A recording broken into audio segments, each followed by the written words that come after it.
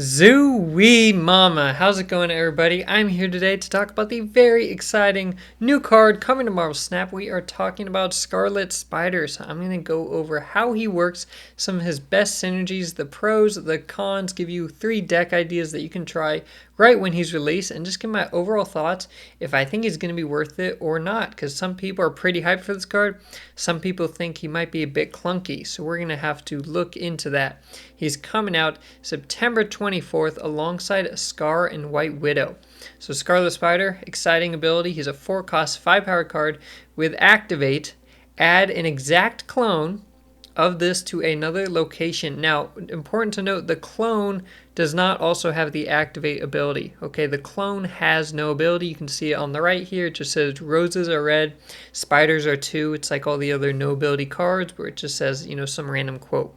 So it will get buffed up by Patriot, but it cannot activate, okay? And you can only activate Scarlet Spider once. You can't activate him to make more than one clone, even if you bounce him back to hand or something. So let's take a look at some of his best synergies. Some key cards we will play with Scarlet Spider are something like Aranya. Okay, anything that can add power to him, he's gonna like, because when he makes a clone, he's gonna duplicate whatever his current power is, so you can buff him up before you play him with Aranya or Gwenpool or Forge, whatever it may be. You can also buff him up after you play him. Like if you're playing Namora or Ironheart, okay, buff him and then activate him to split the clone. Now Aranya will work with Scarlet Spider. We did find out that unfortunately she does not work well with on reveals like Brood, because she hits after the on reveals triggers. But if you have Scarlet Spider, you just wait until he gets buffed and then you activate. Okay, so that timing will work. I'm still salty about Aranya though. But I also like him with Blink actually, because normally you flip a card with Blink and the entire card is back in your deck. But with Scarlet Spider, you can play him, activate him, and then play Blink. So you lose Scarlet Spider, you're going to trade him out for a 5 or 6 cost in your deck, but you still have another 4-5 sitting on a different location. Okay, so that's kind of nice. And then as I mentioned, the clone will get buffed by Patriot. So that can be useful in a Patriot deck. This can even work with Sandman, because turn 6, if cards cost more, you already have Scarlet Spider on the board, you can just activate him. That doesn't get affected at all by Sandman. Some cards that he doesn't like seeing. Well, I mentioned how power buffs to him kind of double, right? If you give him +1 power and then you clone him, you essentially got +2 out of the +1. Well, it works in reverse if he takes power reduction. Like if your opponent plays Cassandra Nova and Scarlet Spider is now a 4/4, well, he actually just lost 2 points of power after he's cloned instead of just 1 point. So he doesn't like seeing Hazmat or Cassandra Nova or Scorpion, any of those things. If your lanes do get clogged, you may not have space for the clone, so that's something to watch out for. And then if you are looking to buff him up and your opponent has Shadow King, not even a Luke Cage will save you from having that power bonus reduced. To dive into the good and the bad for Scarlet Spider, let's start off with the good as always. First up, he is effectively a 4/10 to start. Okay, he's 2 4/5s, but you only have to play 1. It's not like you pay 8 energy. You just pay 4 energy, and after you activate him, you have 10 power on the board, but it dodges Shang-Chi. Okay, because Scarlet Spider is not a 4/10. He's just 2 4/5s separately. So it dodges Shang-Chi, and the power is spread out. That's pretty nice. The very mild downside is that you can't play him on turn 6 and activate him on turn 6, but it's not as big of a downside as some other 4/10s in the game like Call Obsidian or Crossbones. Okay, it's fairly easy to just play him as a 4/10. You don't really need to do any setup. You just gotta play him before the last turn of the game. He is very hard for your opponent to hit with Red Guardian because he has 5 power. Really, the only way to turn off activates is to hit them with Red Guardian. Okay, so Aranya can be taken out with Red Guardian.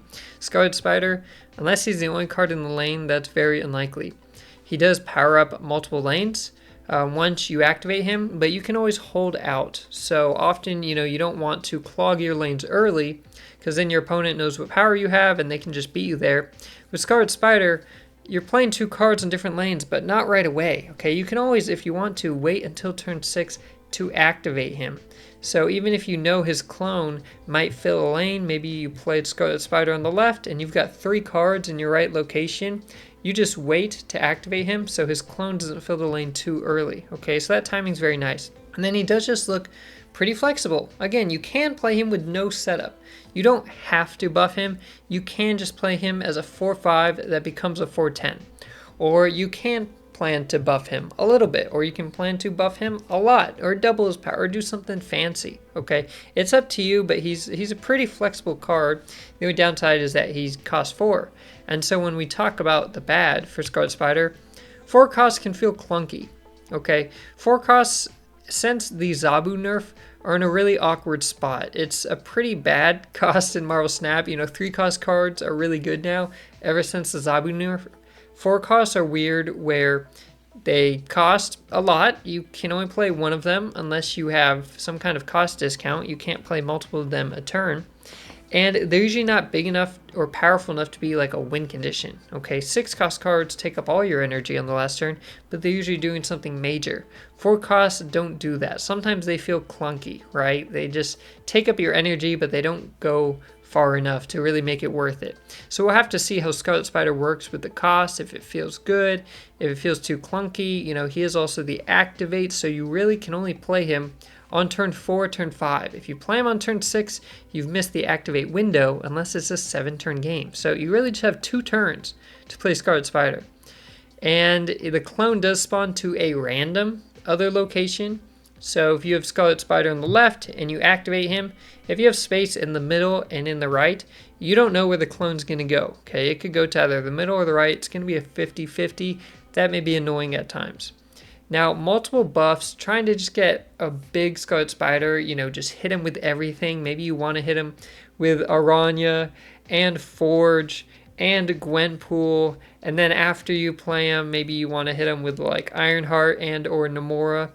It's going to be too much. I think, again, I don't think he's a win condition. I don't think he's a card you build your deck around. So I see that as a bit of a trap, right? People often take a new card and they're like, oh, I'm going to make this whole deck to synergize with it. I don't think that's Scarlet Spider. I think you can do a package. Maybe just throw him plus Aranya into a deck, or him plus Forge into a deck. I don't think you go all out on power buffs. I think you're happy to just have him as a 4-5, and you're happy to just have him with like an extra +2 from something. Okay, I think you can keep it simple. I think this card might trap some people when it comes to deck building. Now to visualize Scarlet Spider's floor and his ceiling. His floor, or him at his reasonable worst, is that you either go to play him on the last turn, or there is no space on the board for the clone to go, whether your opponent clogged you up or you just had a set of really tough locations, in which case he's just a 4-5.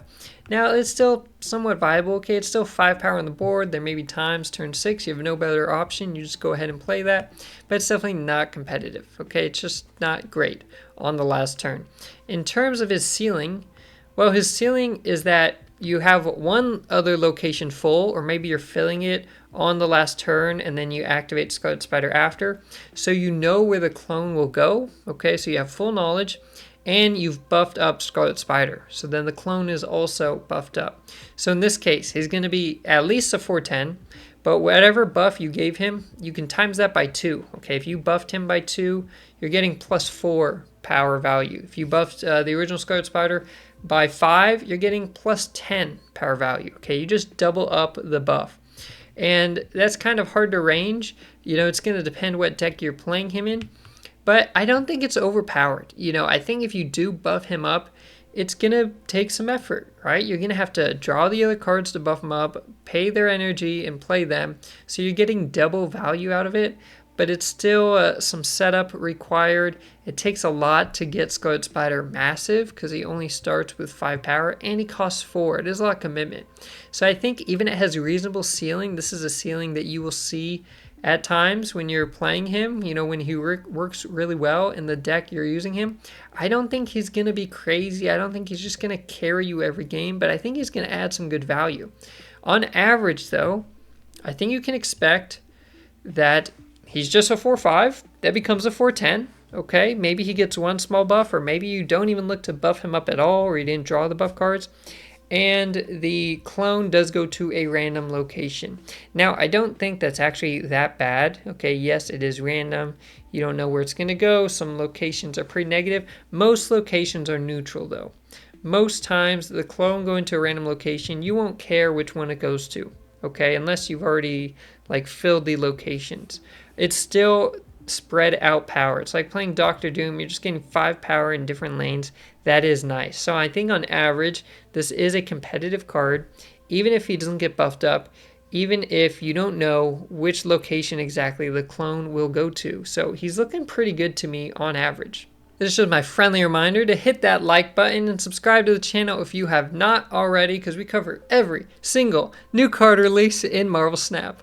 So to kick off the first of the 3 decks that I've put together for Scarlet Spider, I am starting with Activatriot, okay, aka Activate Patriot, because we have Aranya, Scarlet Spider, and Symbiote Spider-Man all in here. 3 activate cards. Now, if you don't have all these cards, that's fine. Aranya could easily be Forge. Scarlet Spider-Man could be Gwenpool or just any other card you like in this list, maybe Iron Lad. But I really like this list. Again, we have some ways to buff up our Scarlet Spider. Okay, we can hit him with Aranya. We can activate Symbiote Spider-Man on him and then activate the Scarlet Spider to get at least an 11 powered clone. That could be pretty crazy. It's going to help out with Dazzler getting her buff. Blue Marvel will buff up Scarlet Spider and the clone because he's ongoing. And then the Sandman does not negatively affect us when we look to clone the Scarlet Spider. Okay, once you play the Spider, you already paid the 4 energy. So even if you play Sandman, you know, you're going to play your Doctor Doom or Ultron on turn 6, and you're going to activate that Scarlet Spider. You can still do those 2 things. So I think this deck's just going to work. You know, Patriot, Sandman Patriot has been working. Sandman's taken, you know, a small tweak and nerf, but I think it's still solid. I think it still shuts down a ton of things. So I'm very excited for Scarlet Spider in Activatriot. Next up, I've got Scarlet Spider in a Wong Namora Odin list. Okay, this is our classic, just on reveal heavy deck. And what's nice here is because we choose when we activate Scarlet Spider, you can buff him up before you play him or after. And in this deck, we're focusing on the after. Okay, so you can hit Scarlet Spider with Ironheart, you can hit him with Symbiote Spider-Man and or Namora, and then activate him after. He could get huge. He could hit 10 plus power in this deck, and then when you get the clone, that's another 10 plus power card. Okay, so you just have really good power spread in a deck like this. And on reveal decks, they're just a good time. They're just fun. And lastly, I've taken Owie's War Machine lockdown list, and I've thrown in Scarlet Spider. Okay, he had Iron Lad here, I believe. I took him out. I put in Scarlet Spider, and the reason is because 1, we have Blink in here, and again, Scarlet Spider can be a really good target for Blink. Like, yes, you can look to, you know, blink out the Jubilee if you have that, or just something really small later on, like a Nebula or Jeff or something. But if we do blink out Scarlet Spider, we can activate the Spider before we play Blink, so we have a 5 power copy on the board that's going to stay there, and then Scarlet Spider is guaranteed to change out for either Legion, Doctor Doom, or Infinite if they're still in our deck. Okay, you're changing out a really expensive card, so you're looking at the 5 or 6 cost to pop out, and that's just great value. Okay, you keep 5 power on the board, and maybe you pop out a Doctor Doom or the Infinite. That could just go crazy. So I really am excited to try out this list. I love lockdown lists. I'm a jerk. I don't like my opponent being able to play the game, and it's going to be nice just to see this blink value come to fruition. Now, to look at the Spotlight Week as a whole, starting September 24th, we have Scarlet Spider alongside Scar and White Widow. These are also the Spotlight variants that will be featured that week. In terms of being competitive, I think this is good value. Okay, we don't know exactly where Scarlet Spider will fall, so I'm pretty much excluding him from this. But Scar has been in a decent spot recently. You know, it took him a while. When he first came out, he really wasn't seeing too much play. Sometimes would pick up in a Lockjaw or Thanos deck. Kind of stopped, but now there's just a lot of cards out there that get to 10 plus power. Okay, you know, Mockingbird for a time was 10, now she's back to 9, but there's still decks running like Sasquatch, or you get a big Gilgamesh, and he actually gets decent value. Okay, he's just a decent card to have. You see him pop up every now and then. He's kind of hard to replace. And White Widow is still just a great 2-cost card, having that clog element where it's very safe, because if your opponent fills the location, she doesn't stick, you know, a negative power card on your side. She just stays as the 2/2. But it's really nice having that versatile clog piece that doesn't have to be in a full clog deck because you can play her in anything. She's a great go-to 2-cost card. So really solid Spotlight week here. In terms of the variants, I think they're really cool. Okay, I think this is a good week for variants as well. If you do already own Scarlet and White Widow and you need some cool variants for them, they're looking good, and I like the Scarlet Spider variant too. Now to give my final ratings and predictions for Scarlet Spider in terms of being fun, yeah, I think he's okay. You know, he is kind of like a stat stick, but you're splitting him out. It's going to be some RNG, seeing where the clone goes. Sometimes it might go to the perfect location. Sometimes it might go to the worst location. That little bit of RNG does make things fun, okay? So I don't think he's insanely fun because he's pretty much a stat stick, you know, with that spread. But I think he's going to see play in some pretty fun decks, excluding the lockdown deck that I showed. I know people don't enjoy that, but it's fun for me. So I think he's okay in terms of being fun, but I think his decks usually will be a good time to play.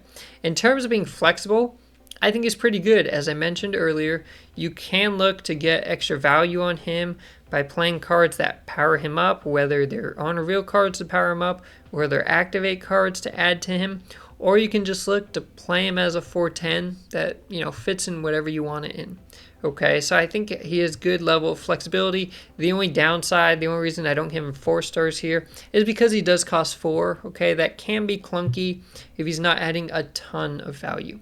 So in terms of being competitive, I think he'll be good. Okay, originally, before the season started, I thought there was a good chance that people would just break Symbiote Spider-Man right away, and the activate mechanic might be too good, right? They launched something that they wanted to really be good to make sure it sells well, or, you know, people are excited for the new cards and new mechanic.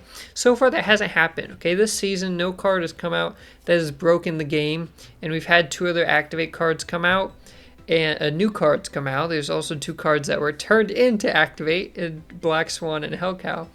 But nothing has broken the game yet for the new activate cards.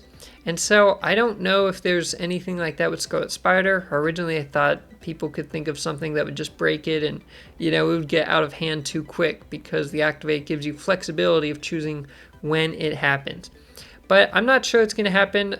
They've been doing a pretty good job at not just, you know, releasing OP cards since Arishem. And so I think it's going to be good. I think he's going to feel good, but he's not going to carry the game most of the time. There will be times when you get all the right pieces and maybe he is kind of your win condition. But I think he's just going to feel like a nice, solid card. So my recommendation for Scarlet Spider, as always, you know, wait a bit to see how he does, and we'll talk about that on the last slide as well. But I think he's going to be worth it. I do think he's going to be worth buying because he does fit into so many homes. It's not like he's stuck to one archetype. You know, if you like playing the Wong, Namora, power buff stuff, you might like him there. If you like just playing good card stuff, you might like him there. Patriot stuff, I think he's got potential, as I showed. I think he's got potential in lockdown decks, maybe Cerebro 5, right? I think he's going to be a pretty flexible card, so for most people, he's just going to be nice to have in your collection. And just some final reminders when it comes to picking up new cards in Marvel Snap. The safe strategy is to always wait a few days after the card comes out. Okay, do not go and buy a card on hype alone, because the community is wrong about cards all the time. Okay, you cannot just say, oh, this card's hyped up, I'm going to get it right when it comes out.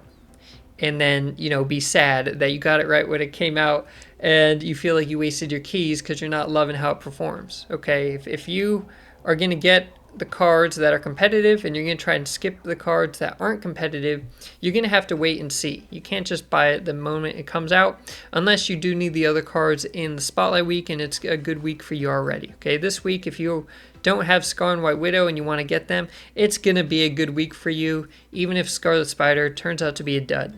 Okay, sometimes cards don't work as believed. I mentioned Aranya earlier and how I'm a bit salty about that. Second Dinner did say they're going to go ahead and maybe change her text to more accurately describe the timing for when she powers up cards, but it would have been nice if they had made that text originally. So it just goes to show, you know, sometimes cards are worded in not the best way. Okay, maybe they're worded incorrectly, or they just don't function the way we think they will, and we don't find out for sure. We don't know all the interactions until the card is released. So sometimes it's best just to wait and see. Make sure you know how the card works. Resources are scarce, even in months where all the cards are good, you probably won't be able to get all the new cards, right? Just because it's hard to get keys, it's hard to get tokens. So you should prioritize the cards that fit your playstyle, that fit the archetypes you enjoy, the cards that you think you will get the most value out of, that you will play the most, right? It's going to be personal to you. And so feel free to share your thoughts in the comments. If you're excited for Scarlet Spider like I am, if you think he's going to be good, or if you think he's not going to be good, if you think maybe he's too expensive, or the timing with the activate, only being able to play him on turn 4 or turn 5 is bad. I'm excited to hear your thoughts and what decks and combos you're excited to try him out with. Until then, stay positive. I'll see you next time.